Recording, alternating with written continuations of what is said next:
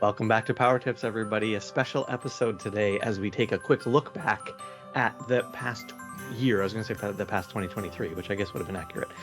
But lots of stuff has transpired over the year. We've covered a ton of material through these Power Tip sessions. We've looked at all the different release notes that we could uncover and talked about all the things AI, it seems, in the last, particularly the last few months. So to prep for that, Heidi has put together something that Kylie and I haven't even seen yet. So this is fresh for all of us together, except for Heidi. And she's going to walk us through our look back of 2023. Awesome. So let's start with something you may or may not have heard of. Copilots. Obviously, a lot of what we covered this year was around copilots. We don't need to talk about that because I think we've beaten the copilot thing to death at this point. So let's talk for a second about the rebrands we've seen. And this is just topics that we covered on Power Tips. What do you both think about our rebrands? Which were you shocked by? Which is a good rebrand? What do you think? I feel like you're probably missing some of them. Only the ones we discussed on Power Tips. Oh, okay. Yeah. That's a great point. I went through all of the content that we generated in 2023, which is a staggering amount of content. We did a great job this year, guys. And these things we had pointed out and talked about, and they have since changed. I get why. I think I get why. I particularly understand it for like a sports team, although it annoys me. But I get it. They throw out a new logo or a new jersey because it's a merchandise thing. You're selling it. They're making money. It's a business. I get it. I don't know that I always understand why these things have to change so frequently. I feel like there should be a clause that every naming convention needs to stay around for at least 24 months before or longer, please, before it changes. But I guess I do understand the need to change to make sure that the name reflects the functionality. So I get it, but I think it just adds complexity for people who are even veterans in the space, but it's particularly people who are just trying to come on board, and there's content about Viva Sales and Copilot, and they look like two different things, but they're actually this sort of the same, but not really. And I just think it makes it really complex. So I don't know that I have a good answer as to how to fix it. Not that it's up to me, but I just think it makes it challenging for folks. I do think Sales Copilot is a better name than Viva for Sales, and it makes sense to combine it with all the other copilots. But I agree, that one I think is especially confusing because we had like Dynamics for Outlook and then the app for Outlook, and people were confused which one. And then we had Viva for Sales that was kind of like the app for Outlook, but not the same, but some of the features, and then it changed again. So I think that conversation, especially for new people, can be confusing. There's one I didn't know anything about marketing before, so I'm still confused. I was going to say there's one on here I really dislike, and that's marketing. It should be Dynamics for marketing. I get it that there's customer insights that you get out of marketing, but it as a whole, it's sales, service, and marketing. That's what CRM is. I dislike that one very much. Yeah, for what it's worth. Well, it's not called CRM anymore, so. Yeah, I know. All right, so the next ones, I thought we would highlight the things that we talked about that actually came to fruition. We'll talk a little bit later about the things that didn't. Cool. So these are the Dynamics for Sales features that we talked about in Release Wave 1 or Release Wave 2 that happened or are still in preview. And there's not that many. There's Pipeline View for Opportunities, Best Next Step, Intelligence Suggestions, which was in Release Wave 1, and it's still in preview with unknown dates. I kind of clicked on all those cool links that we created and put at the bottom of the YouTube videos to see which ones still existed. It was shocking. And then Copilot for Sales. So not a whole lot actually changed in Dynamics for Sales outside of the Sales Copilot. Did you guys realize that? I didn't. I don't know that I realized it. I will say Pipeline View is one that I've shown to a few people and we've turned on for a few people. I've heard literal gasps on calls when people see the data represented that way, and it's virtually a game changer just in terms of the way they can visualize the data and helps them consume the information. So that's a great one. I was glad to see that one come into play and be available. I don't know. I think particularly because of the way the last few months have gone, it doesn't shock me that there's really just been a focus on copilots, because that seems to be where the focus is, really back into like, it feels like pre-summer even, that the AI in general conversations really took hold. So I guess that makes sense, but I don't know. It's funny. There's just so much to keep up with. Yeah, and I think a lot of the features that we talked about, even, best next step and intelligent suggestions, they're both AI powered features. So it kind of makes sense that a lot of those features we were looking for just kind of got rolled in with Copilot for sales. Yep. But I think the other cool thing was sales sequencing. Was that rolled out this year? I feel like I just learned about that this year.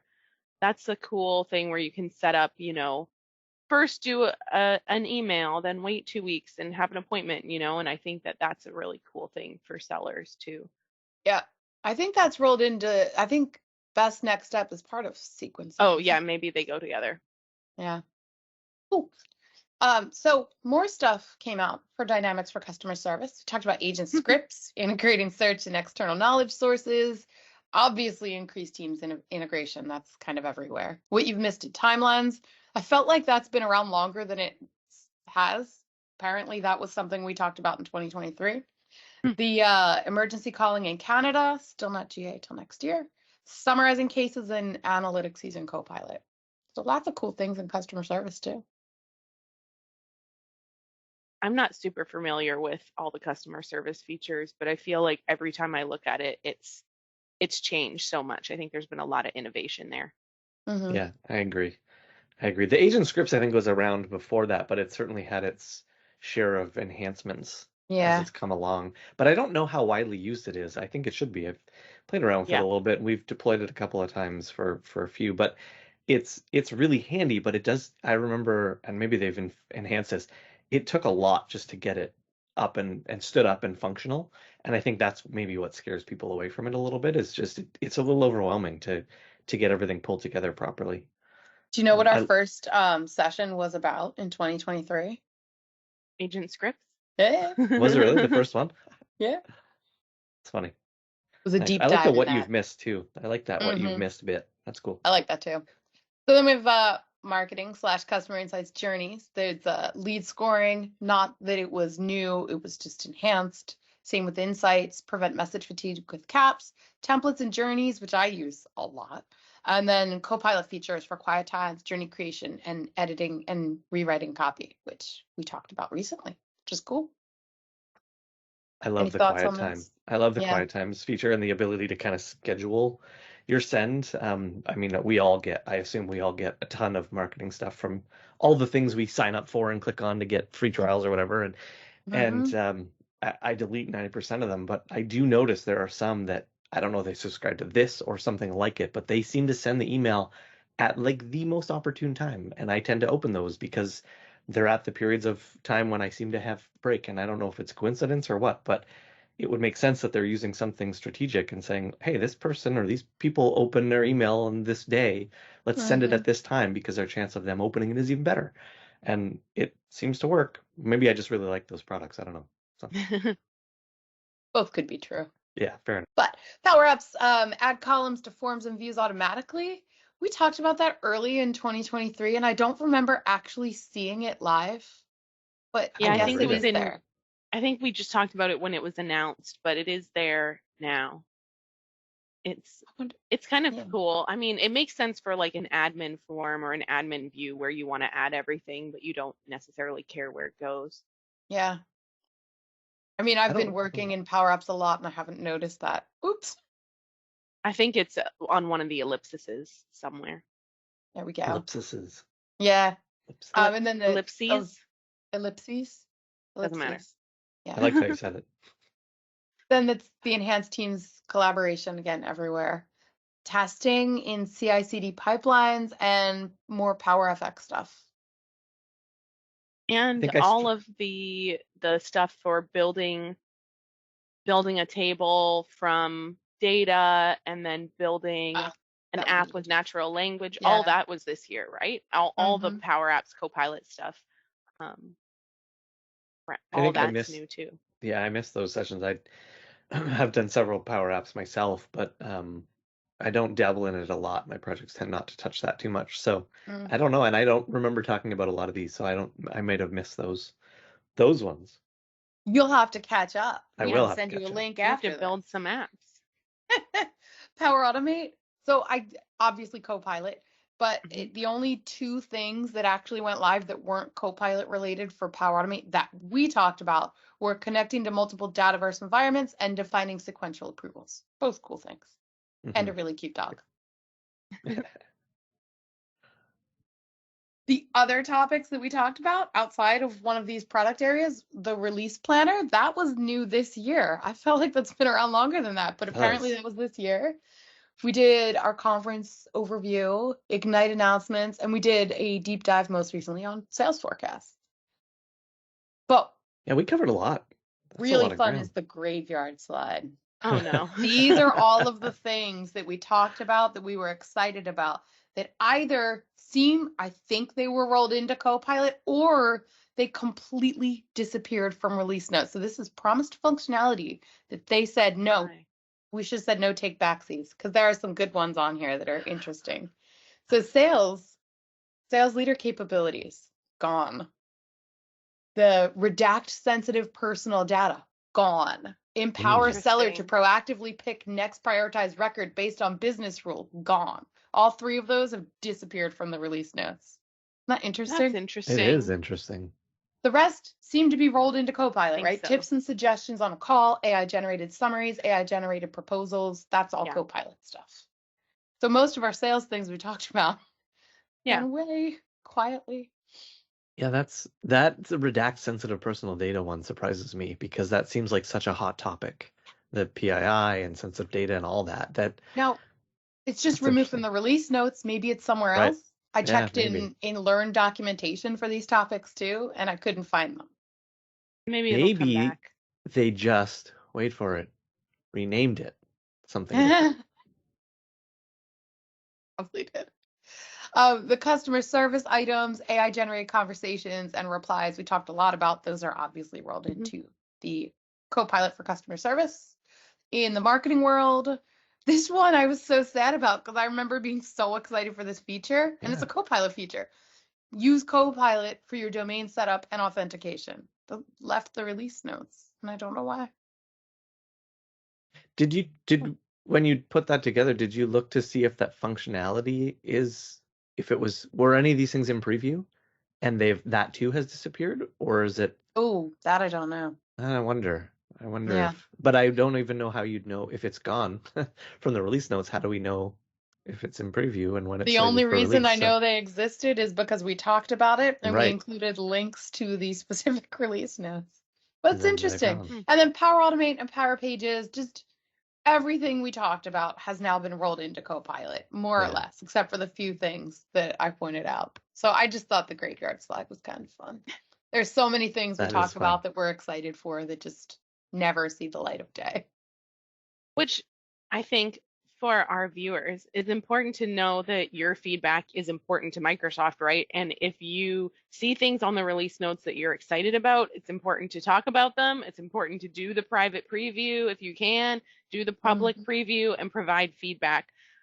Because a lot of these things, I think we called out something earlier, right? That was in preview and is still in preview, which probably means there just haven't been enough people using it and providing feedback for it to go to general availability, right? Mhm. Mm, So, and that's probably what might have happened with some of these things, right? Yeah, it could this be is my last slide. Do you interesting. all have any closing thoughts about our 2023? I am really impressed in the breadth of content that Mm. we delivered this year. Yeah, we It's covered a pretty lot. good. And I feel like you don't have too many, it feels like we don't have a lot listed here, but all of these things we're talking about are not small features, right? Like Right. there was still a whole bunch of functionality delivered. And I don't think we talked about, well, or it wasn't on these slides, but all the modern security role stuff, that all came out this year, right? That's Mhm. right. So I think that was a huge enhancement for admins in an area that we hadn't really seen any changes for Yeah. Very since long time. 4.0, right? Yeah. Lots Yeah, of just yeah, enhancements there. that's the thing. These are just the things that we covered. So there's so many more other things. And we do, what we do every other week, but schedules sometimes cause for change. So we only do so many a year. It's only so much time to cover them, but there's so much out there. I don't think that's ever going to go away. We've long talked about how do you keep up? How do you stay in tune with what's coming and what's not? And how do you do this? Apparently, we just need Heidi to put together a wonderful summary like this every year. That would be great. Yes. And I love this in particular, that you took time to go back and check in on some of these things and find that they're gone and they're not there. And I'd love to dig deeper to understand whether they are truly gone or if they've just been rolled in somewhere else that and perhaps renamed. As much as I was joking about it, maybe they've just called it something different, and it's but it's the rolled page under. is completely gone. Yeah, it's no longer listed as a coming soon. But anyway, let's think for a second. I'm going to put you both on the spot for 2024. Looking forward, what is something that you've heard about that's coming that you're excited about, or something that you hope to hear about that's going to enhance something in Dynamics or the Power Platform? Yeah, that is definitely being put on the spot. It's a big question. I think the easy one is like how all our co-pilots come together, right? We make fun of everything being co-pilot, but also we're so impressed by all of the features, right? And I think there's a lot of power in the like M365 co-pilot that's using graph and all your data and like Word and that stuff. And I think it's going to be really interesting to see how that combines with things like Sales Copilot and what kind of, how we can see those work together to really deliver really cool things. And of course, I love AI Builder. So most of the Copilot features right now don't work with AI Builder. Oh, that might not be right anymore. Maybe we can use AI Builder with the Power Automate Copilot now. But I'd be interested to see what innovation we're going to see for AI Builder. And I think getting more and more customers using AI Builder as it becomes more accessible, because some of the credits are like rolled into licensing now. So I'm just excited to see how customers start using AI Builder so that we can talk about it more, because I love it and it's so fun. Awesome. I think the one I'm trying to think as you're talking through what I don't know that I've heard that this is coming, but maybe we're seeing hints of it is in the customer service in particular. There's data about how people are using those co-pilots and how effective are they actually in supporting the users. And I think that's a cool avenue for them to pursue, because any feature, it's all great and fine and well, and we can make it look awesome and make it sound great. But if people don't actually use it, is it truly actually beneficial? And so I think having insight like that into the features to say, okay, this is truly working, this is clearly not, is really helpful. And that allows us to take time to reflect on what we're rolling out or how we've rolled things out and tweak and adjust and iterate over time, which is the secret sauce to anything successful, is just constant kind of monitoring and tinkering and making sure that it's still doing what it's supposed to do. So I think that's a really cool thing. Again, I don't know that I've heard that there's more of that is coming, but I would hope it does, because I think it's really valuable. Awesome. My answer is about, unfortunately, also Copilot. I've been spending a lot of time on the Sales Copilot, and I think I've been kind of loud about providing my feedback. I've been trying to really push anyone who will hear me to bring up the Sales Copilot in parity to the Dynamics app for Outlook, because I still use Dynamics app for Outlook first. I have to use it to do things. It does so many things that the Sales Copilot doesn't. I don't understand why. Like simple things, which is in public preview right now. If you sign up for it, you can sign up to have Sales Copilot work with leads, which is great. That's a great first step. Why can't I do that with opportunities? Why can't I do that with accounts? Why can't I bring in custom tables that I've used? Anyway, I'm excited, and I hope to see a lot more improvement with Sales Copilot so I can stop using the Dynamics app for Outlook and start leveraging Copilot. Yeah, and hopefully people are less confused, right, about what to use when. Yep. Thanks for putting this together, Heidi. This is a really good overview. Yeah, no problem. A lot of cool stuff. It's cool to look back at all the stuff that's been talked about, or that we've talked about. Yeah, and thank you to everybody out there for watching our videos, liking and commenting. Please comment down below if you have, other topics you'd like us to cover in the new year, or share your favorite feature that was released or what you hope to see next year too.